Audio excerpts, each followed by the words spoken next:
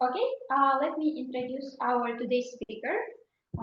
It is Xinyu Zhao. She graduated from the University of California, Berkeley. And right now she's a postdoctoral fellow at McMaster University. And today she will be speaking about instability of the Taylor-Green vortex into the Euler flows. So Xinyu, please welcome. Okay, yeah. I can still hear the random. Sorry, like, do you want to mute yourself? Okay, thank you. Okay, great. Thank you so much. And thanks a lot for the invitation and nice introduction. And today I want to talk about the stability of Taylor-Green vortex into the Euler flows. And this is actually based on a joint work, actually an ongoing joint work with Bartosz, Protas, and Shvydkoy.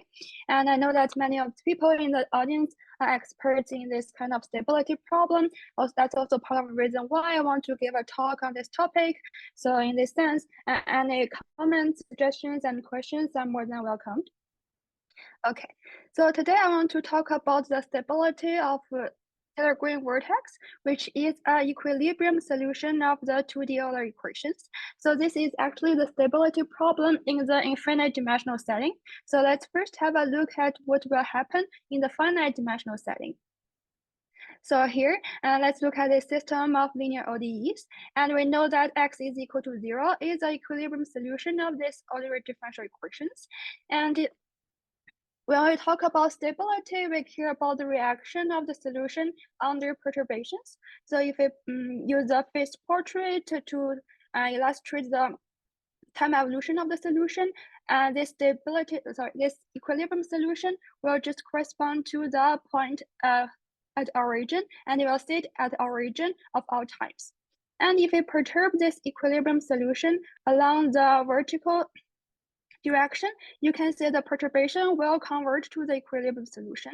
And if we perturb this equilibrium solution along the horizontal direction, you can see that the perturbation will move further away from the equilibrium solution.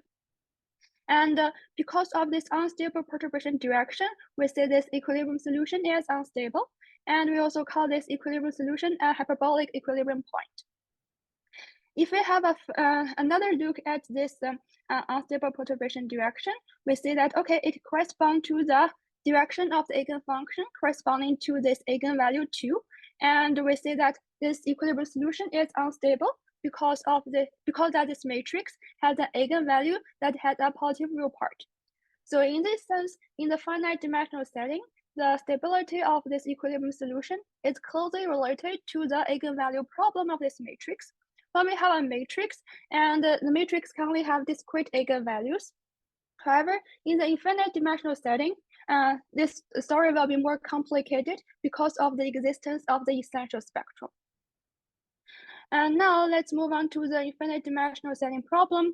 Before that, let me first introduce the equations I'm studying.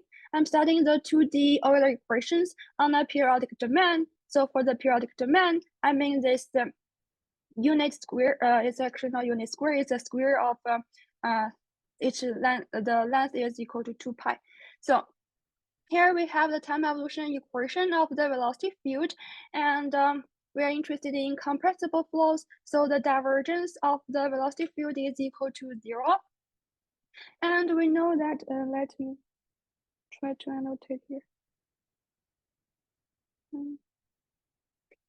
So we know that if we have the velocity field that is defined in 2D on the plane, and the vorticity field will just be orthogonal to this plane, and it only has this one direction.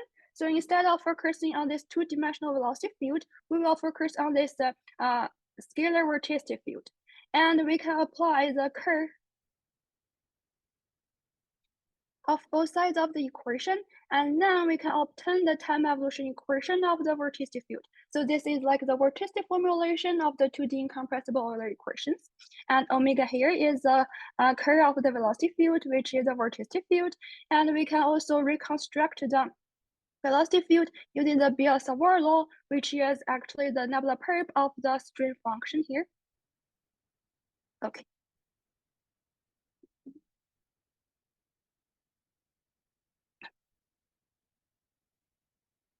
Now, we're studying the stability of this 2D Taylor green vortex, which is an equilibrium solution of this 2D Euler equations. And its velocity field and vorticity field are given by these two expressions. So for 2D Taylor green vortex, it is one of the few solutions of incompressible Euler equations and also incompressible Navier-Stokes equations that have exact closed forms. So they are used as a benchmark in computational fluid dynamics. Moreover, people have also used this to study the mechanism of turbulence. Here, this is the plot or the contour plot of the vorticity field, and we can notice that this Taylor green vortex features periodic arrays of vortices. And this flow also has 4 hyperbolic stagnation points.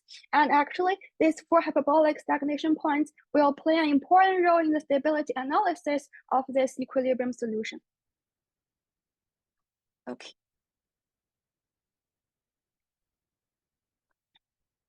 Now, we want to study the stability of this equilibrium solution, and different from the previous example where we have a linear ODEs. First of all, our equations are nonlinear.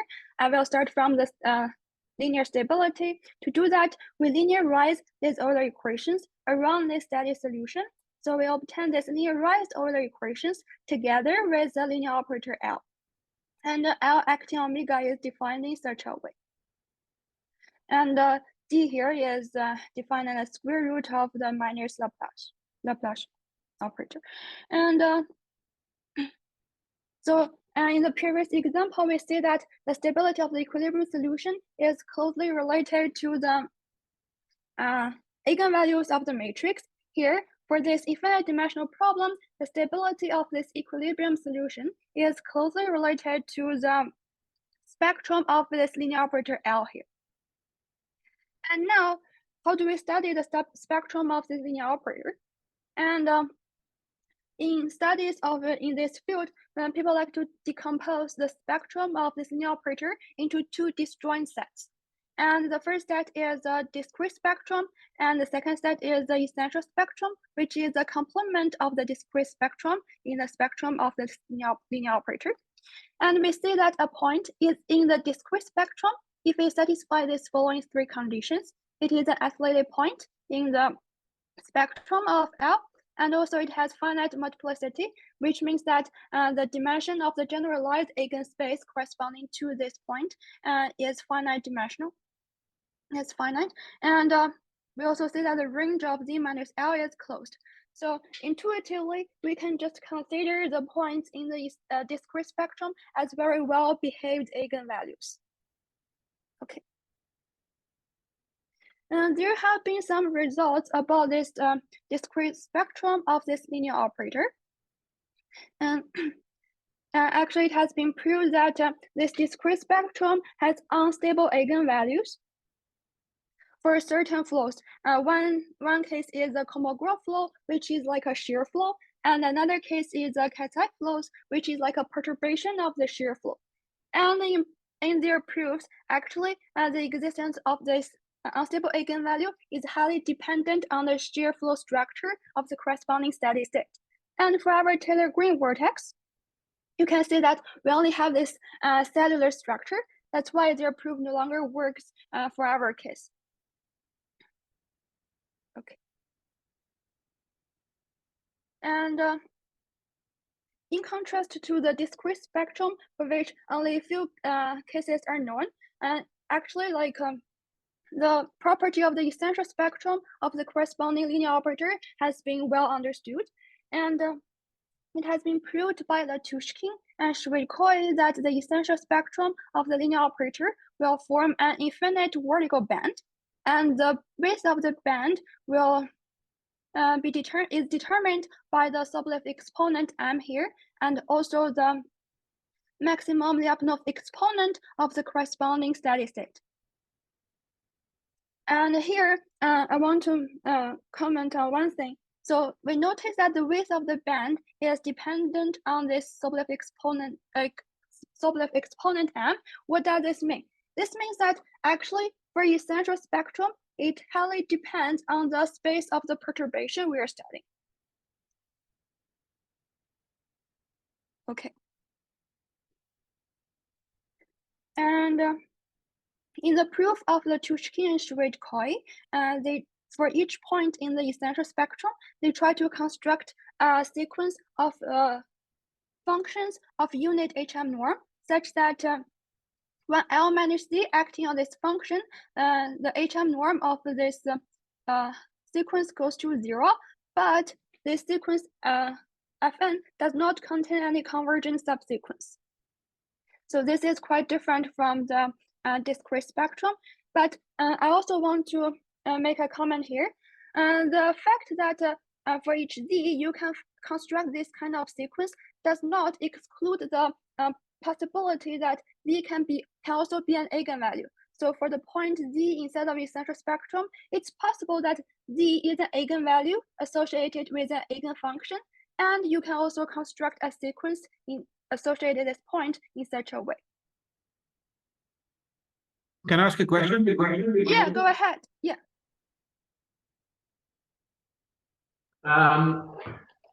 As far as I mean, if I got everything correct, the solution that you're perturbing is periodic in X and Y. Yes. Right. And so, yeah. So my first instinct would be to use a Floquet decomposition or a block decomposition in both X and Y. And I mean, so if you linearize around the periodic solution, you're going to get a spectral problem with periodic coefficients. Yes, you will.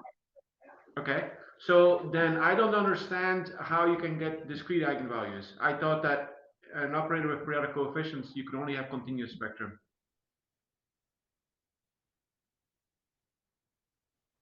Operator with you can only have. So, I mean, you are you looking for perturbations that are? I mean, yeah. So. Oh, okay. So sorry. This is the thing. Like, for us, we only look into the perturbation that is also periodic. Is that what you're asking? Oh, right. So yeah, we are not doing this kind of. I know the subharmonic perturbation, that kind of thing. We're not. Yeah. Your solutions have the same period in both X and Y as your solution. Yes, exactly. Periodic boundary conditions, the same. Yes. Okay. Yeah.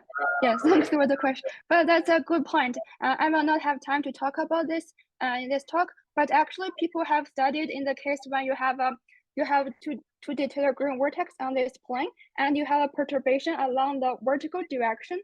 For that perturbation, they gave it like different wavelengths from the 2 pi. But they study this in the setting of viscous flow instead of inviscid flow. Okay. So I'm still confused about one other point. If you're only doing periodic perturbations of the same period as the solution, then I perfectly understand that you can have discrete eigenvalues. I don't understand where the essential spectrum comes from. Is that something that's possible because you're in 2 spatial dimensions instead of in 1? Where does the essential spectrum come from? So if you're doing a periodic problem in 1 spatial dimension, there would only be a point spectrum and no essential spectrum, right? Yes. So the fact that you have an essential spectrum in this setting is because of the 2nd spatial dimension? I would say like we have this in this setting is for my understanding, it's actually due to the existence of the hyperbolic stagnation point. Okay. Yeah, and they try to construct the sequence, and they are highly they're actually for their construction, they are highly localized near the hyperbolic stagnation point. Okay. Yeah, and yeah. Isn't it the case though? I mean, if you look in the Fourier space, then your operators can be just represented by matrices with constant coefficients. And I mean, then it should be just eigenvalues, I guess, or am I not right? That's the problem here. Like that's why, like for this kind of thing, when you discretize the operator and then you solve this problem, like you solve this eigenvalue problem. That's a good point. For the eigenvalue problem, like no matter which space you look at, because in the end of the day, when you do it in different space, you will have things like you will have things like this, I guess, with some with some matrix, so that diagonal matrix, like in this way, in different Sobolev space HM. So in the end of the day, like the matrix you obtain from for different like Sobolev inner product, they will all be similar. So you will only have the same eigenvalues. But that's not the case for the essential spectrum. That's why I mentioned it's quite important for the perturbation space you are studying. So here.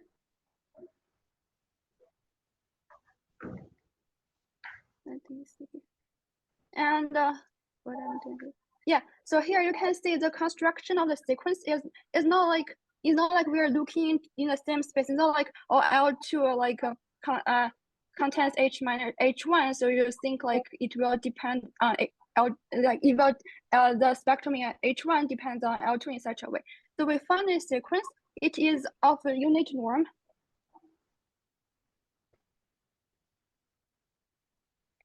Yeah, the Sobolev space, and we also want this sequence to go to 0. So you can see that when you construct the sequence, they are different in different like Sobolev spaces. That's why like okay, that's something I want to talk about later. Like when you discretize this problem, you get a matrix, and you do not that's also true for us. We do not see this essential spectrum. Yeah, I think maybe it's because of the functional spaces that you're considering. Maybe it's exactly the essential spectrum is highly dependent on the like here, right? Like when I have this when I have Sobolev exponent, then I have m. It's m times mu max, and then for example in L2, the essential spectrum will just be the imaginary axis. And in H1, you will have this, and then in H minus 1, you will also have this. H2, you will have another thing. Yeah. Thanks. Yeah, thank you.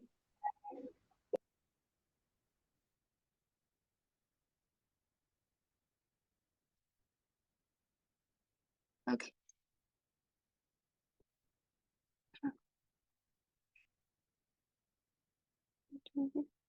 Yes.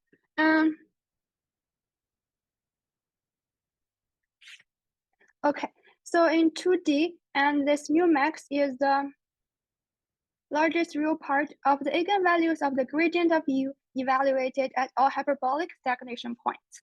And okay.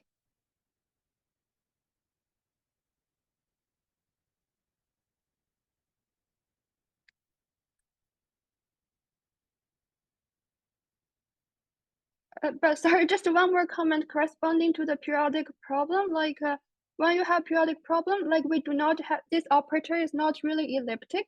And that's why we cannot use the existence theory about the elliptic operator for this. For the elliptic operator, you might get discrete spectrum, but not for this case. And I will show you this later as well. Okay. So here, this is how we obtain the mu max in 2D. And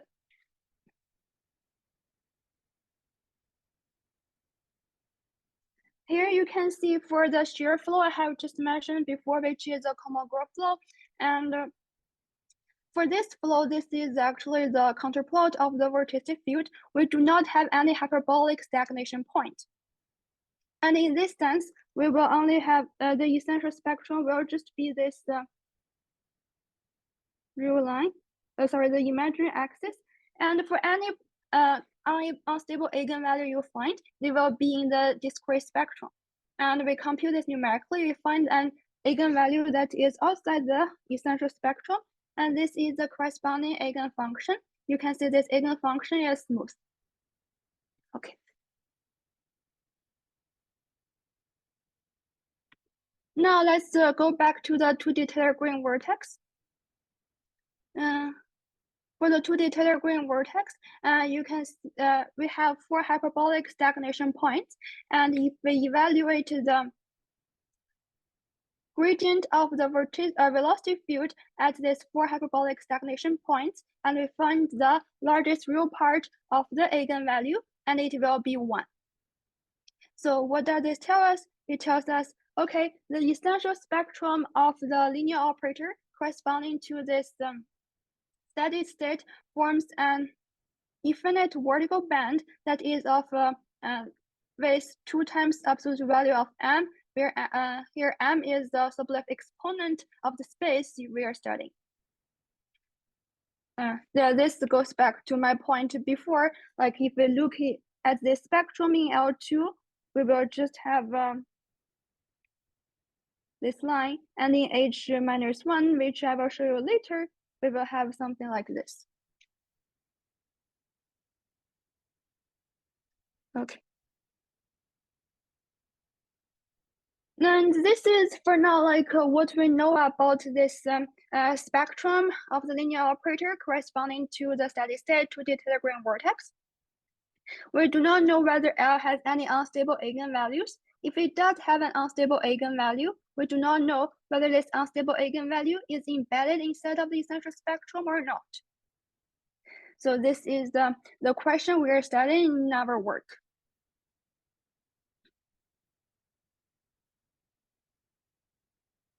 And how do we do this? And this goes back to the question I just received before. So numerically, we know how to compute the unstable eigenvalue of the operator L, and we discretize L using the following like orthonormal basis. And because it is 2D, we will have this 2D Fourier modes. And because L is a real operator, we just need to consider the Fourier modes that is on the this half plane. And also we order this basis in the spiral fashion. So this is 1, this is 2, this is 3, then this is 4, and we have 5, 6, 7, 8 in such a way. After this numerical discretization, we can convert the eigenvalue problem of this linear operator to the eigenvalue problem of the matrix.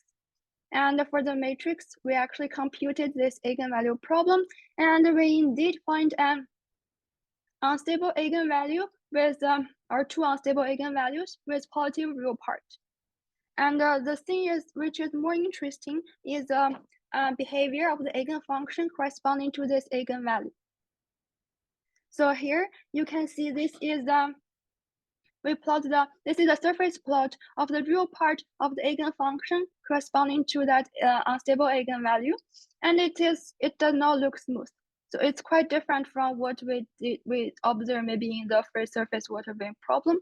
And this is also the corresponding counterplot of the real part of the eigenfunction. And you can also see that this eigenfunction exhibits its highly oscillatory behavior, and its values are highly localized at these 4 hyperbolic stagnation points. Now, you might want to conclude that, okay, this linear operator has an unstable eigenvalue, and it is unstable, but we want to like dig deeper into this problem. Here we notice the function is not so smooth. So is it in L2, or it is actually like even worse? So here we try to analyze the spectra of this eigenfunction, and so here we call it energy spectrum.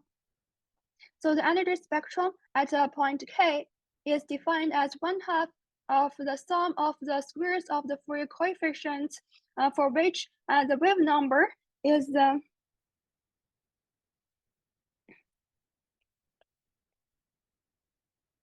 in between is inside of the ring between the circle of radius r and also the radius k+1. So this is actually like a one-dimensional like interpretation of a two-dimensional Fourier coefficient. And then we know that, okay, if W, like if our eigenfunction is in L2, then the squares of the L2 norm will be equal to the 2 times the sum of this sequence. And in other words, if it's in L2, this should be finite. So the series should, the sum of the sequence should be finite, and then the sequence E of k should decay faster than 1 over k when k goes to infinity. And here we show the plot of ek versus k in log-log scale. And this red line is of slope -1. Basically, this corresponds to 1 over k. And you can see when k is very large, it is, anyway, the coefficients here, the E of k, does not decay faster than 1 over k. So this indicates that our eigenfunction is not actually in L2. And moreover, we plot the ek divided by k squared, and you can kind of think of this as the h-1 norm of the eigenfunction.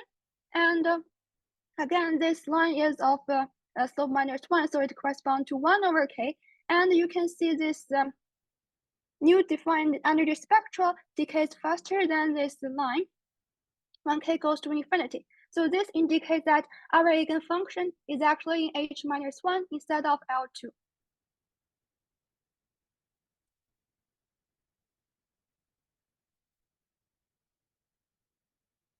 Okay.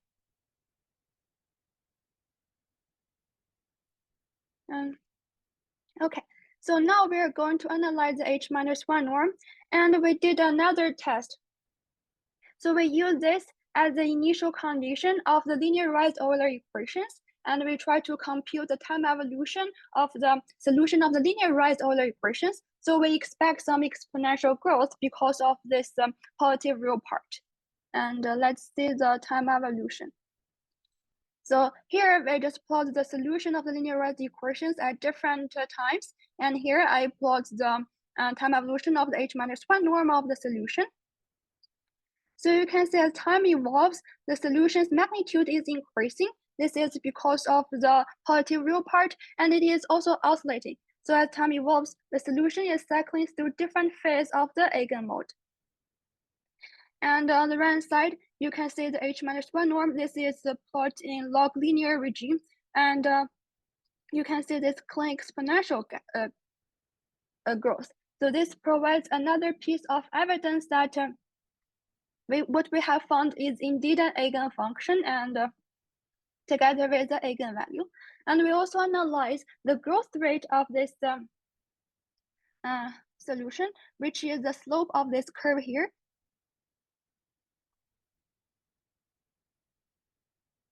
So you can see this, the slope of this curve, we have an initial spurt of growth rate, and then it settles down to some value smaller than the positive real part of the eigenvalue. This is because our eigenfunction is not smooth, and we are approximating this eigenfunction using finite numerical resolutions. So now we have the result that the eigenfunction is in h-1, and h-1, as I mentioned before, the essential spectrum will form an infinite vertical band from -1 to 1, and our eigenvalues are embedded inside of this essential spectrum.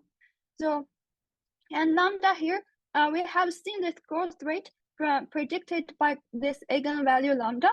And now our question is, can we realize the growth rate 1 predicted by the essential spectrum?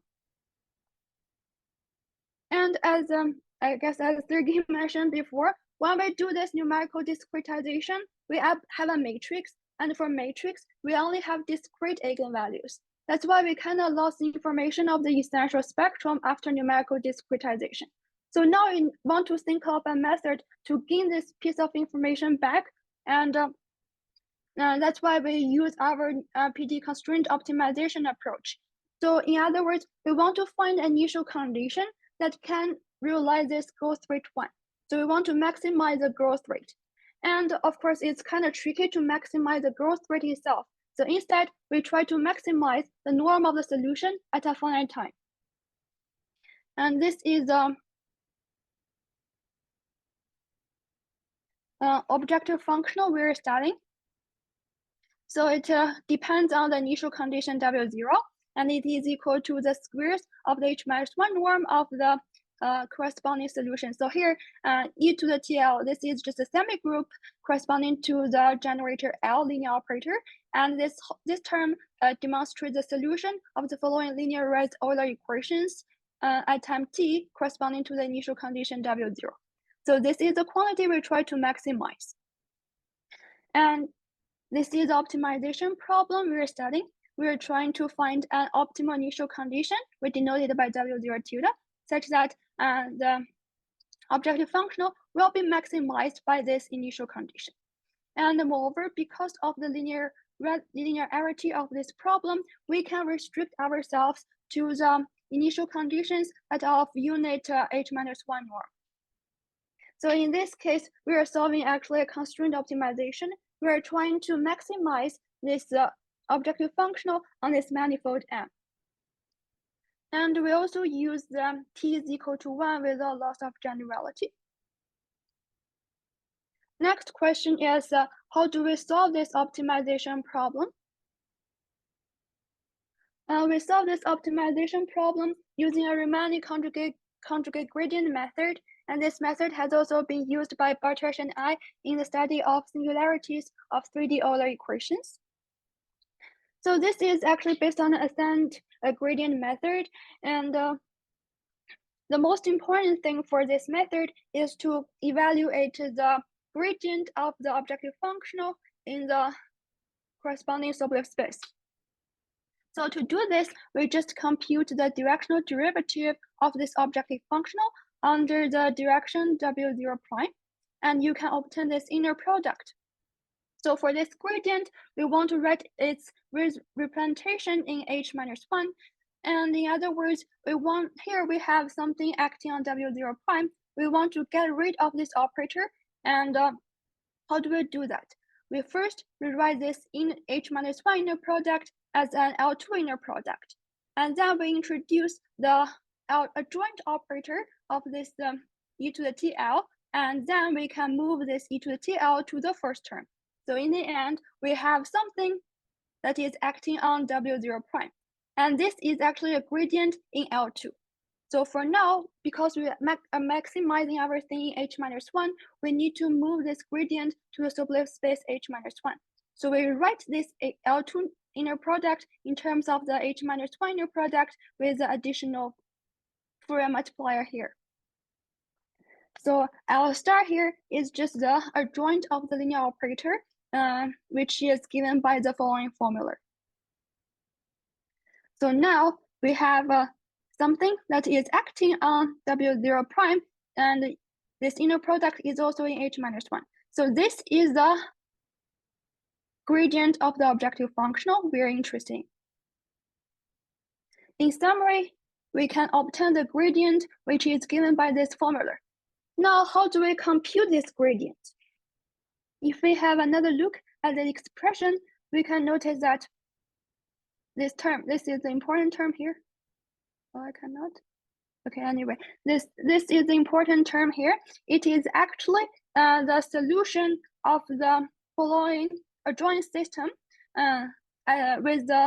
with this initial condition at time t.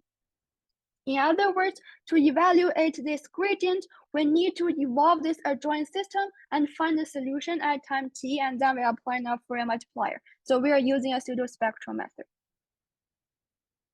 Okay, this is how we evaluate the gradient. And we are just not using the ascent gradient method, we're using a conjugate gradient method. This is the iterative scheme we are using. So here, I want to talk about the operators R. So remember, we are trying to maximize the objective functional on this manifold M. And R here is a retraction operator that puts any vector back to the manifold. So it's like a renormalization. And second thing I want to mention about the algorithm is that we're using a conjugate gradient method. So the search direction at the current point depends on both the gradient evaluated at current point and also the search direction from the previous iteration. By utilizing these two pieces of information together, we can achieve faster convergence rate. And another thing is, why do we call this Riemann conjugate gradient method? This is because when we just evaluate the gradient, it may not be in the tangent space of this manifold at this point. So we need to use a projection to project this gradient to the tangent space of this manifold. And the beta n here, the momentum, is computed using the following Pollock-Ribery approach. And the last thing I want to mention for our algorithm is the choice of this optimal step size. So the optimal step size is obtained by solving the following arc search problem. So what does this mean? It means that we're just trying to find the tau such that the objective function increases the most along the, this is the manifold, along the curve prescribed by the search direction. And actually this is also the most expensive part of our algorithm.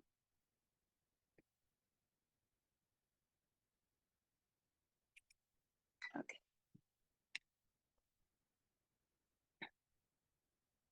Now let's see some results. So for solving this optimization problem, because this is a large-scale optimization problem, we also use a mesh refinement study, and the high resolution we use is 1024 squared, and we use parallel computing utilizing OpenMPI. So here you can see that as we increase the spatial resolution, the growth rate of our solution is indeed probing the bound 1 predicted by the essential spectrum. And I want to mention that we solve this optimization problem for different spatial resolutions. So for higher resolution, we use the initial guess, we use optimal solution obtained with lower resolution as the initial guess for the higher resolution. That's how we perform our optimization algorithm. And after that, I want to show you some picture of the optimal solutions.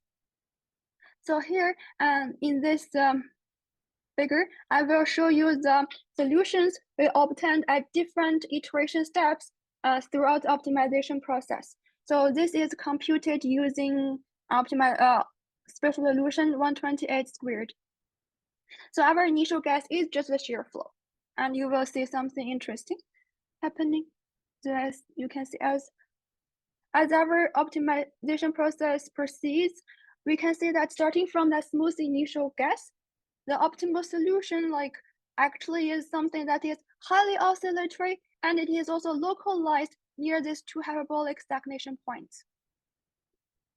So this corresponds to this curve. And I also want to show you the structure of the optimal solutions corresponding to different spatial resolutions. Now I will just zoom into the local structure here.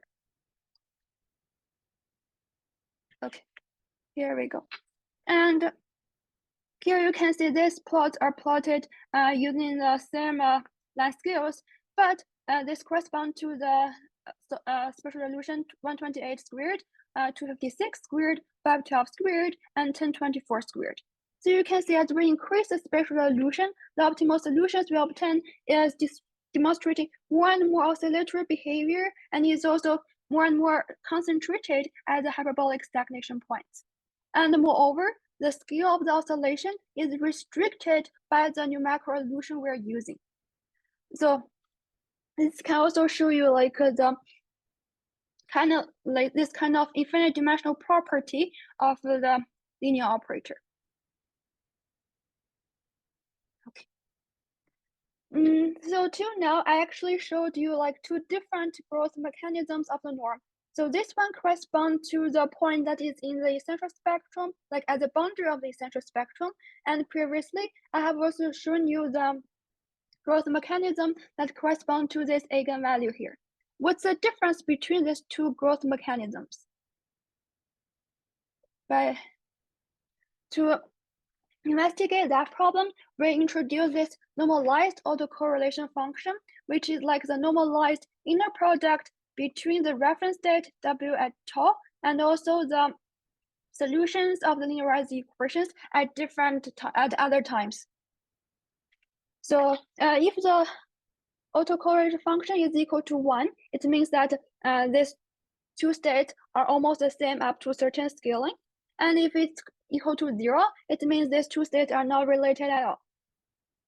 So here in panel A, I plot the autocorrelation function when I use the initial condition, which is the real part of the eigenfunction. So you can see this autocorrelation function is oscillating between 1 and -1. Again, it tells us, okay, the solution of the linear right problem is cycling through different phases of the eigenmode. And we also have checked the time period of the oscillation. It is indeed 2 pi divided by the imaginary part of the eigenvalue. And in the panel B here, I plot the correlation function when I use the optimal initial condition corresponding to this curve as the initial condition. And I also use different reference states at 0, 0.25, 0.5, 0.75, and 1. And you can see different from the previous case. The autocorrelation function starts from 1 and will decay to 0. This is the same for any reference state. So what does this tell us? This tells us actually the growth rate I showed you here is sustained by totally unrelated states. And again, this shows you the infinite dimensional property of the linear operator. So this is a study of the linear stability, and I kind of discussed 2 different growth mechanisms of the norm. And one is realized by solving the eigenvalue problem. The other one is realized by using this PD constraint optimization approach, which is also closely related to the infinite dimensional property of the corresponding linear operator. Now I want to say something more about the further discussion. Once you have the linear stability, of course, it is natural to ask whether linear stability can imply nonlinear instability. And for nonlinear instability, I just mean that there exists an epsilon ball near the steady state. No matter how close our initial condition is to the steady state, for after sufficient long time, the corresponding solution will always escape from this epsilon ball. And for the theoretical results, we can say yes to this question if there exists a spectral gap between the discrete spectrum and the essential spectrum, like the Kolmogorov flow I just showed you. We have the essential spectrum and we have the discrete spectrum outside. And Lin further relaxed this condition and he said that, okay, you can say yes if the eigenvalue is larger than the 1/2 of the maximum Lyapunov exponent. However, this is not really our case because for us, our eigenvalue is not larger than 0.5. And moreover, our eigenfunction is not in L2. So we just did a numerical study. We use a perturbation of the steady state as the initial condition of the nonlinear equations. So the perturbation is in the direction of the real part of the eigenfunction, and the size of the perturbation is prescribed by the data here. So we use data varying from 10 to the -1 to 10 to the -6. And we solve different from the previous discussion. We actually solve for the nonlinear equations, and this is the norm of the perturbation versus time. So this is again plotted in the log linear scale. You can see this initial exponential growth, and later, due to the nonlinear effect, the growth kind of slows down. And this tells us, okay, no matter how small our initial perturbation is, after sufficiently long time, the corresponding perturbation will always escape from the epsilon ball. And from this, we can conclude that, okay, actually this linear instability indeed suggests nonlinear instability. And another further discussion I want to talk about is something people in turbulence are more interested in. So for us, we study this kind of linear right Euler operator, which is like in the inviscid flow. But what if we add a viscosity or a dissipation perturbation? And here, this actually corresponds to the linear Navier-Stokes operator. Because of this addition of dissipation term, the story of the spectrum will completely change. And actually, for this perturb operator, we will only have discrete spectrum. And we also compute the eigenvalue. We also solve this eigenvalue problems numerically, and we use the viscosity coefficient varying from 10 to the minus 1 to 10 to the minus 6. So this is a spectrum. You can see as we decrease the viscosity in the vanishing viscosity limit, and somehow the spectrum is converging to the spectrum of the linear Euler operator. However, it is still an open question whether this spectrum of the perturbed operator converges to this spectrum of the unperturbed operator in the vanishing viscosity limit. For us, we also care about the unstable eigenvalue, and here I just plot the unstable eigenvalues obtained with different viscosity coefficients. As you can see that when the viscosity coefficient goes to 0, the unstable eigenvalue is also converging to the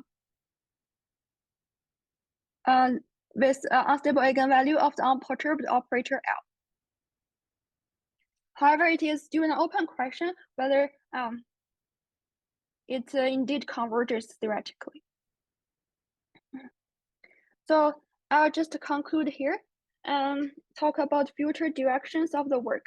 So before I showed you an eigenvalue that is computed using the numerical method, and we found this unstable eigenvalue here. And it would be interesting to develop certain computer-assisted proofs to prove that this is indeed an eigenvalue. And I guess I can also mention, as Sergey mentioned, we have a matrix. Actually, because the Taylor-Green vortex is, the structure of the Taylor-Green vortex is quite simple for the matrix, we only have 4 non-zero diagonals. So it may not be that hard to develop some like theoretical analysis of this problem, but the fact that the eigenvalue is embedded inside the essential spectrum will make the rigorous analysis more complicated. Another thing I want to mention for the future discussion is here. So here you can see our optimal solution demonstrates this certain like small scale features. We are using a pseudo-spectral method and the equidistant grid points. So this makes our mesh refinement quite expensive. It would be nice to develop certain adaptive mesh refinement techniques to better resolve this kind of fine structure details. And of course, it's always interesting to study the instability problem in 3D Euler flows. And I'll just stop here. Thank you very much for listening, and any comments and questions are more than welcomed.